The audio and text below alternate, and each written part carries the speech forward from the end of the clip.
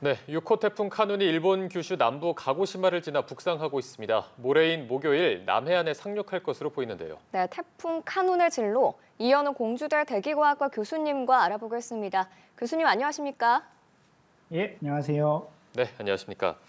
자, 이번 태풍 카눈의 경로가 매우 유동적입니다. 지금 일본을 지나고 있는 것으로 알고 있는데 정확한 위치가 어디쯤입니까?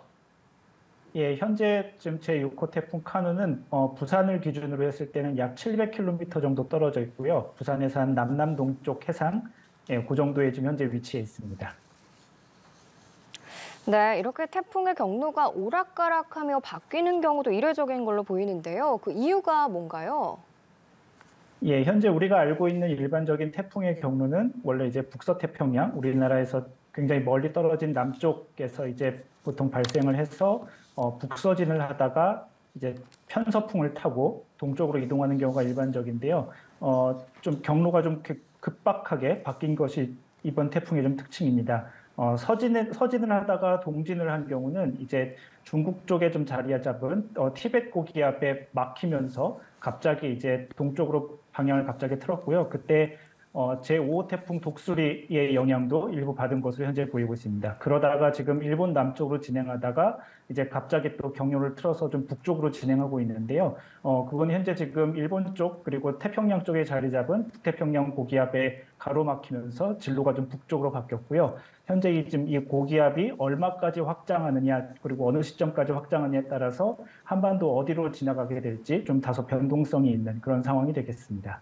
네, 아직까지는 변동성이 많이 있다 이렇게 볼 수 있을 것 같고 말씀해 주신 대로 지금 경로가 급박하게 바뀌면서 저희가 예상 경로를 보여드리기도 했는데 지금 예상대로라면은 한반도를 정면으로 관통할 거란 전망이 나오고 있습니다. 그렇다면 전국이 태풍의 영향권에 든다고 보면 될까요?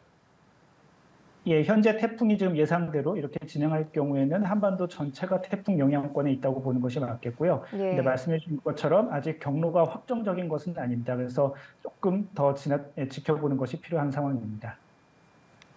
네, 지금 이 태풍 카눈의 강풍 반경이 350km나 된다고 하는데 이게 어느 정도 크기인 건가요?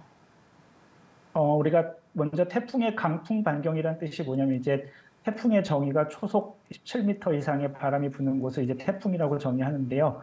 그래서 강풍 반경은 초속 15m 이상의 바람이 부는 곳을 이제 강풍 반경이라고 합니다. 그게 네. 이제 그래서 이제 위성 영상에서 봤을 때 이제 태풍의 그 구름이 보이는 그거랑은 이제 조금 정의가 다른데요. 350km니까 이제 남해안에 만약에 태풍의 중심이 상륙하게 되면은 한반도 전체에서 태풍으로 인한 바람, 구름, 비 이런 것들이 나타나는 곳이라고 우리가 예상할 수 있겠습니다. 네, 한반도 전체가 이제 그 영향권에 들게 될 텐데 저희가 그 태풍의 위력을 조금 예상을 해봤을 때 지금 태풍이 지나고 있는 일본의 상황을 보면 조금이나마 예측할 수 있을 것 같은데 지금 일본 가고시마현 야쿠시마에서 최대 순간 풍속이 초속 30.4m로 관측이 됐다고 알려져 있습니다. 이 정도면 어느 정도의 위력인가요? 예, 초속 30m 정도의 바람이 불면은 일반적인 성인이라도 밖에서 이렇게 서 있기가 힘든 그런 상황이고요. 이것보다 이제 바람이 더 강하게 돌풍의 형태로라도 더 불게 되면은 뭐 무거운 돌이 움직인다든지 혹은 열차가 선로에서 유지되지 못하고 탈선될 수 있는 그런 상황까지 갈 수 있습니다. 네, 지금 일본 상황만 보더라도 걱정이 많이 되는데 우리나라가 직접적으로 태풍의 영향을 받는 건 그럼 언제부터일까요? 현재 지금 예상대로 왔을 때 태풍은 제주도에서는 내일 늦은 오후 시각부터 영향권에 들 것으로 보고요. 남해안은 내일 밤부터 영향을 받겠습니다. 그리고 목요일에는 전국이 영향권에 들어가게 될 것 같고 현재 진로가 계속 유지된다면은 수도권에 가장 근접해서 지나가는 것은 목요일 밤에서 금요일 자정으로 넘어가는 그 밤 시간대가 될 것으로 보입니다. 네, 저희가 이제 태풍에 대한 대비를 잘해야 할 텐데 지금 일본을 지난 카눈의 위력과 영향을 볼 때 특히 어떤 대비를 철저히 하는 게 맞다고 보십니까? 뭐 요즘은 좀 그런 말이 조금 줄긴 했는데 예전에는 이제 태풍을 뭐 비태풍이냐 바람 태풍이냐 이렇게 구별하는 말도 있었었는데요. 네네.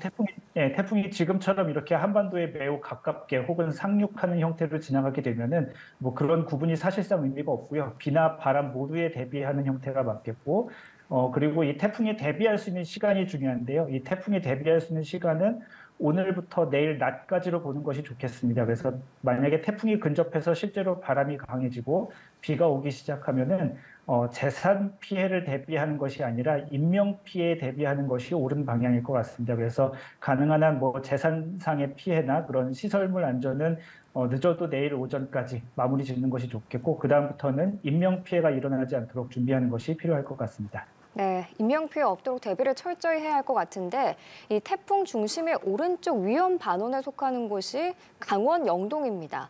이 지형적인 영향까지 겹쳐서 물폭탄이 쏟아지는 것 아니냐 이런 우려도 나오는데 어떻게 보시나요? 예, 말씀해 주신 것처럼 사실 태풍이 지나가는 경로의 아주 미세한 차이에서 강한 강수가 내리는 곳이 좀 큰 영향을 받을 수 있어서 조금 더 정확하게 봐야 되겠지만, 현재 우리가 예상하는 대로 태풍이 만약에 지나갈 경우에 영동 지역은 이제 바람이 동쪽에서 불어오는 바람이 되거든요. 이제 예. 바다에서 동풍 계열의 바람이 불어오게 되면 영동 지역은 이제 태백산맥에 막혀서 그 바람이 전부 다 이제 넘어가지 못하게 되고, 그러면 이제 영동 지역에 강한 비가 내리게 되는데, 이런 경우에는 그래서 뭐 예보에 따라서 지금 500mm 이상, 600mm까지 지금 굉장히 강한 그런 비가 내릴 수 있는 그런 상황이 되겠습니다.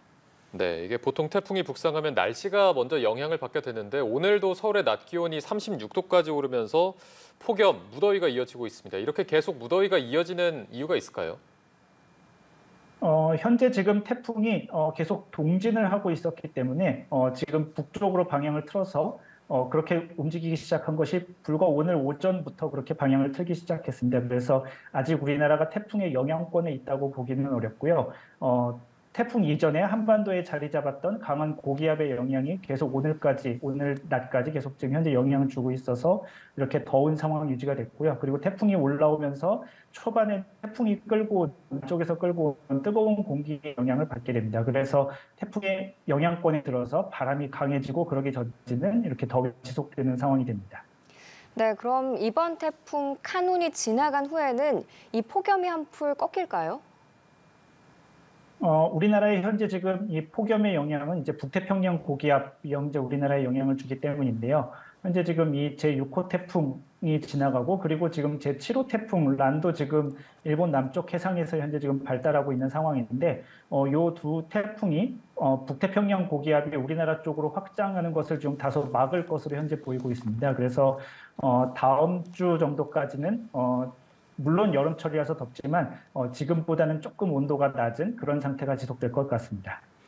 네, 알겠습니다. 저희가 오늘 말씀 여기까지 들어보겠습니다. 지금까지 이현호 공주대 대기과학과 교수님과 말씀 나눠봤습니다. 오늘 고맙습니다. 고맙습니다. 예, 감사합니다.